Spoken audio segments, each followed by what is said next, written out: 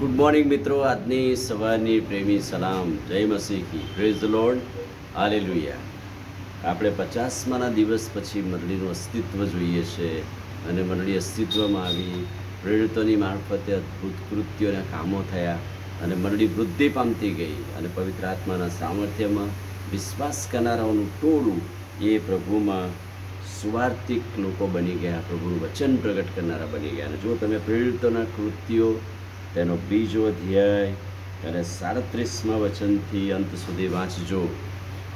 બીજા અધ્યાયની અંદર પવિત્ર આત્માનું સામર્થ્ય ઉતરી આવ્યું ત્યારે પિત્તરે બહુ જ લાંબો સંદેશ કે ભાષણ કર્યું અને ત્યાર પછી બાઇબલ એમ કહે છે કે તે બધા લોકો ઉપસ્થિત હતા, તેઓના મન વિંધાઈ ગયા. પવિત્ર આત્માનું સામર્થ્ય એમની પર પણ આવ્યું, તેઓને પસ્તાવો થયો અને એમણે પ્રેરિતોને પૂછ્યું કે અમે શું કરીએ તારે? શું અમે પાપની શિક્ષા ભોગવીએ? અમને પસ્તાવો થાય છે, અમે ભૂલ કરી છે, અમે પાપ કર્યું છે.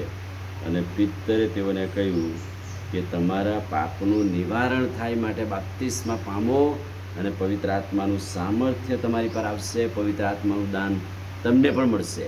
અને એટલા માટે કહે છે કે એ તમારા છોકરાને સારું, તમારી પેઢીઓ માટે પણ આશીર્વાદિત છે.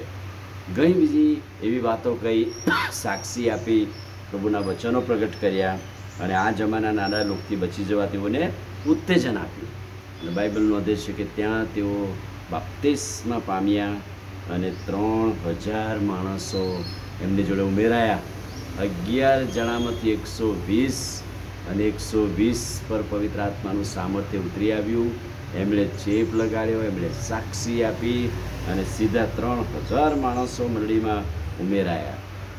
હવે આ 3120 કે 11 લોકોનું ટોળું એ મંડળી તરીકે અસ્તિત્વમાં આવ્યું. એમની લાયકાત શું? હવે એમણે શું કરવાનું? તો 42મા વચનમાં લખેલું છે એ મંડળીની લાયકાત છે. પહેલી વાત કે તેઓ હવે પ્રેરિતોના બોધમાં, સંગતમાં, રોટલી ભાગવામાં, પ્રાર્થનામાં દ્રઢતાથી લાગુ રહ્યા. હવે આ શરૂઆતની મંડળી, હવે આટલા લોકો કે જેઓ મંડળીમાં ઉમેરાયા, એ 3000 લોકોના ટોળાને સાચવવાની જવાબદારી 11 જણ ને 120 જણની છે. કે તેઓ એમને શું બોધ આપે, શું સંગત આપે? તો તેઓ કહે છે કે હવે સતત પ્રેરિતોની સાથે રહે છે, એમની સંગતમાં રહે છે અને પ્રાર્થનામાં લાગુ રહે છે. એટલે શરૂઆતની મંડળીનો જે લાક્ષણિકતા છે કે હવે પ્રભુમાં આવ્યા પછી તેઓએ શું કરવાનું? તો પહેલી વાત કે જ્યાં જ્યાં ઉપદેશ છે, સંદેશ છે, એ બોધને વળગી રહેવું, સંગતમાં વળગી રહેવું અને એકબીજાની સંગત જ્યાં પણ હોય ત્યાં તેઓ જાય અને સંગતમાં મળી રહે.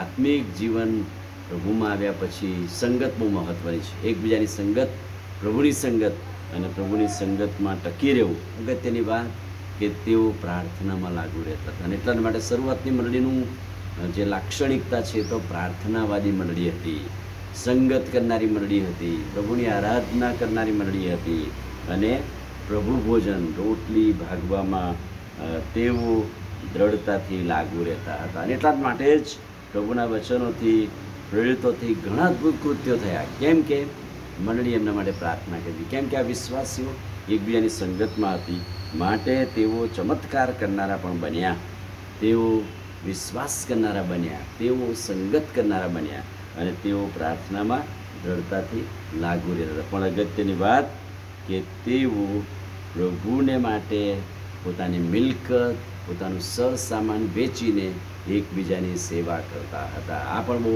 મહત્ત્વની લાક્ષણિકતા છે કે કેવળ સંગત કરીને બેસી જ રહેવું એટલું જ નહીં, ભજન કરીને પ્રાર્થનામાં બેસી રહેવું એટલું જ નહીં, પણ જરૂરિયાતમંદ લોકો છે, જેઓ આર્થિક રીતે પછાત છે, તેઓને આપવા માટે પોતાનો સરસામાન વેચીને, પોતાનું જે કંઈ સર્વસ્વ પ્રેરિતોના પગ આગળ મૂકીને તેઓ સેવા કરતા હતા. અદ્ભુત સેવાથી મંડળી વૃદ્ધિ પામી અને પ્રભુનો મહિમા થયો.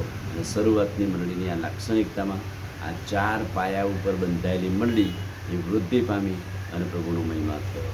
આમીન. પ્રાર્થના કરે. ભલા પ્રભુ, આજે સવારે શરૂઆતની મંડળીની લાક્ષણિકતા, શરૂઆતની મંડળી જે 4 પાયા ઉપર બંધાયેલી છે એ મંડળી તરીકે અમે ઈશ્વરના બોધમાં, સંગતમાં, રોટલી ભાગવામાં, પ્રાર્થનામાં દ્રઢતાથી લાગુ રહીએ અને તમારો મહિમા કરીએ એવી કૃપા થવા દો.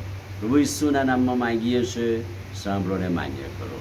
આમીન. God bless you.